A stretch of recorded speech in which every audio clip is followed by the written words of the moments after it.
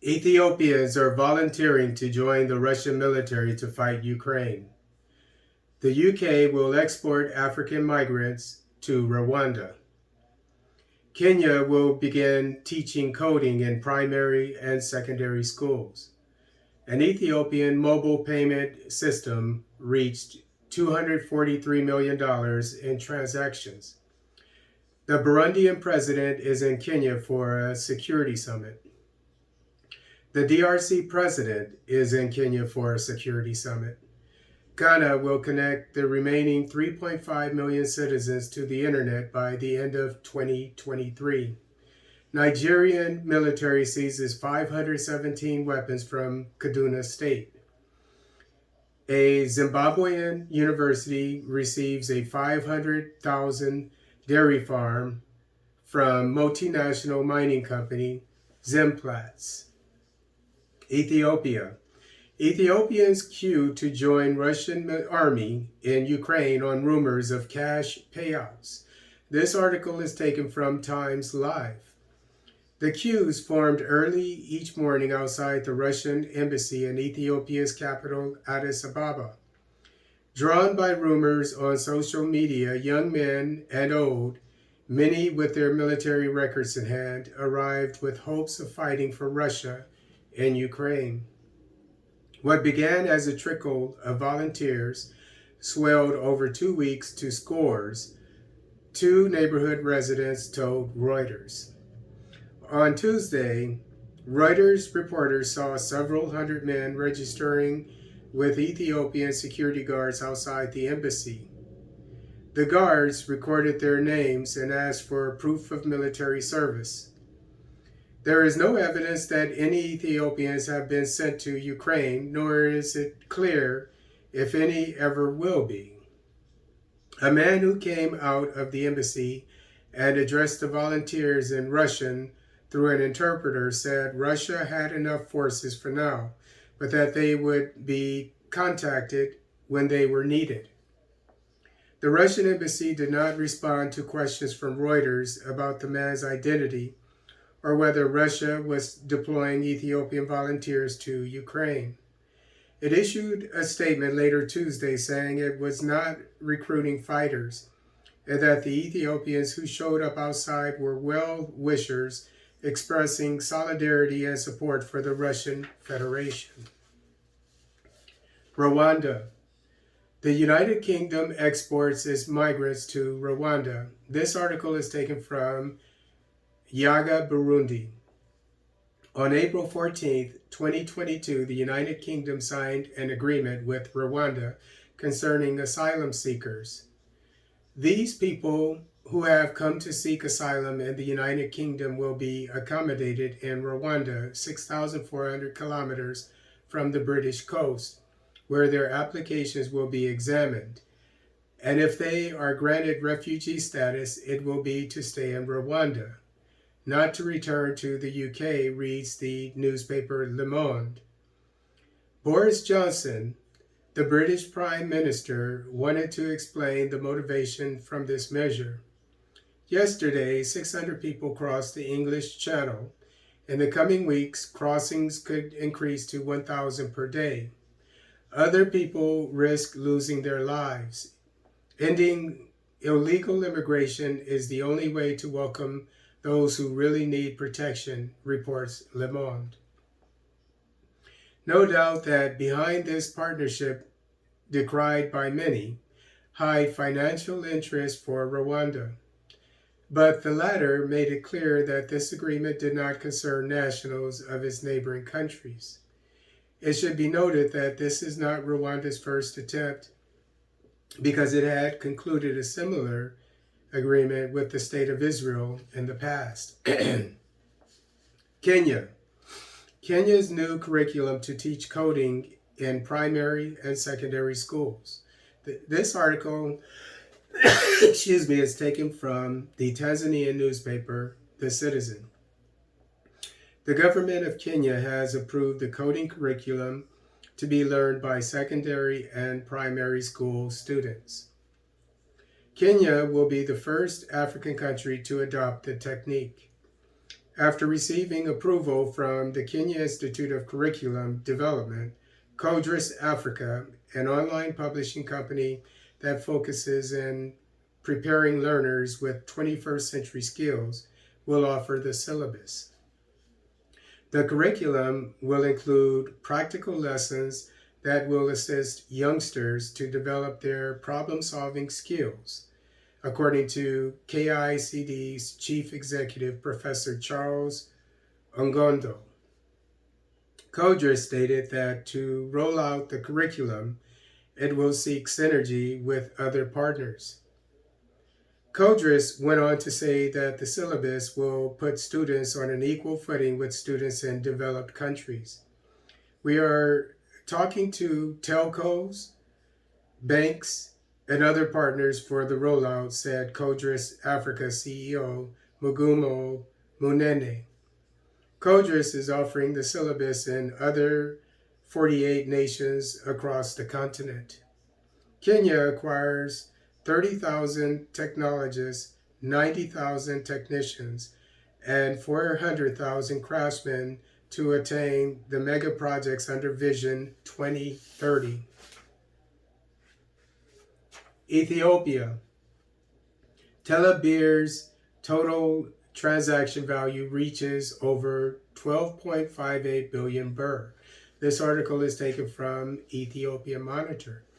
Telebir has reached over 17.6 million subscribers with a cumulative value of 12.58 billion birr, $243 million, in transactions within Ethiopia.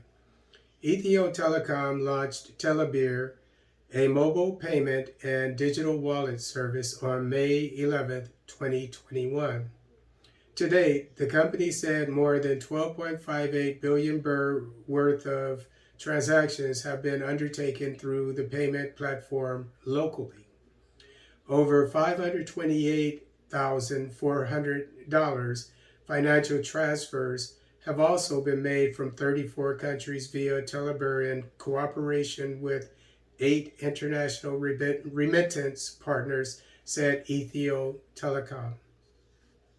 Over 52 institutions, including Ethiopian Airlines, have integrated their services with Telebir to operate their businesses online. An additional 20 public and private companies have made the necessary preparations to integrate to the payment system and will officially launch the service soon, said Ethio Telecom. Kenya. Burundi's Ndayishimiye in Nairobi for Security Summit. This article is taken from the East African newspaper.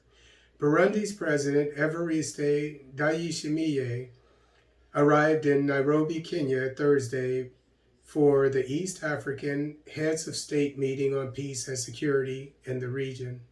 According to a communique released by Burundi's State House, Natari House, the president traveled to Nairobi following an invitation from his counterpart Uhuru Kenyatta, who is also the current chairman of the East African Community, EAC. Analysts say that the summit is set to discuss issues surrounding the state of the peace and security in the Democratic Republic of Congo, which recently joined the EAC. Analysts say that the summit is set to discuss, the DRC has been reeling from insecurity, particularly following attacks by the Allied Democratic Forces, ADF rebels, and M23 rebels in the eastern part of the country, leading to many citizens fleeing into neighboring countries. Kenya. DR Congo President Tshisekedi back in Nairobi for talks on regional security. This article is taken from the East African newspaper. DR Congo President Felix Tshisekedi arrived in Nairobi late Wednesday evening, 2 weeks after his last trip to the city. He was last in Nairobi early this month for the signing of the treaty for the accession of the DRC into the East African Community together with Kenyan President.